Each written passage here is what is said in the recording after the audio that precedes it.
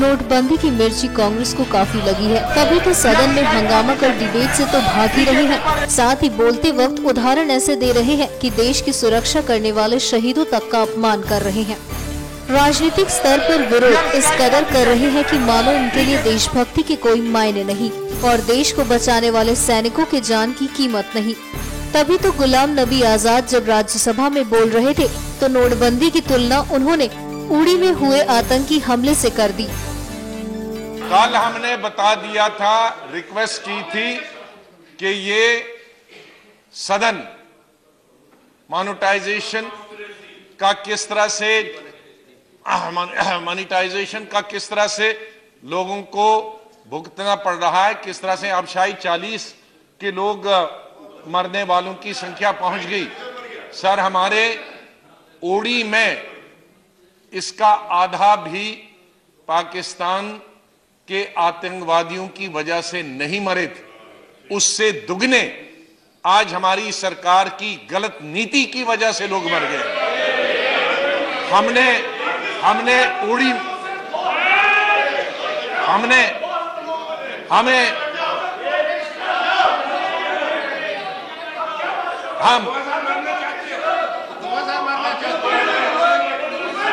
तो आप 2000 मारने के बाद कंपेयर करना चाहोगे?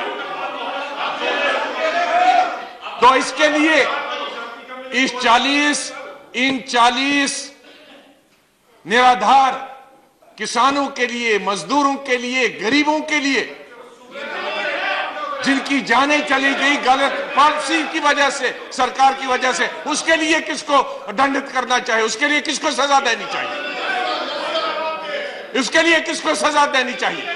इसके लिए किसको एयर स्ट्राइक करनी चाहिए? एयर स्ट्राइक करनी चाहिए, बीजेपी पर एयर स्ट्राइक होनी चाहिए। इतना बोलना था कि ये बात वेंकैया नायडू को खराब लगी और उन्होंने गुलाम नबी आजाद को इस बयान के लिए माफी मांगने को कहा। भयंकर गलती किया है उन्होंने, पाकिस्तान का नाम लेके पाकिस्तान को सर्टिफिकेट दिया है। शर्म का बात है देश का, देशवासी बहुत नाराज है, दुखी से इससे ये बात उन्होंने कहा। He says that the number of people who died in the recent days are more than Pakistani terrorism in India. That is a statement made by the leader of the opposition, atrocious, objectionable, anti-national statement. Pakistan will use this statement.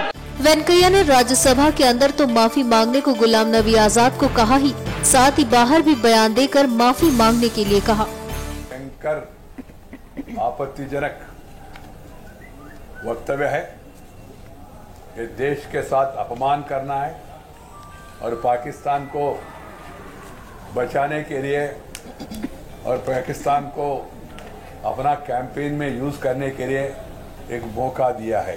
Pakistan के साथ compare करना बहुत गलत है, कोई भी नागरिक इसको स्वीकार नहीं करेंगे।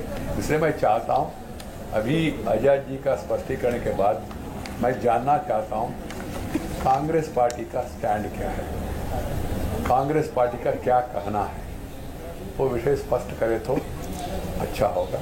जनता जानती है कि सही क्या और गलत क्या है। ऐसे में इस बयान पर लगता तो है कि कांग्रेस और गुलाम नबी आजाद दोनों घिर गए हैं और उन्हें इस बयान के लिए देश से माफी मांगनी होगी।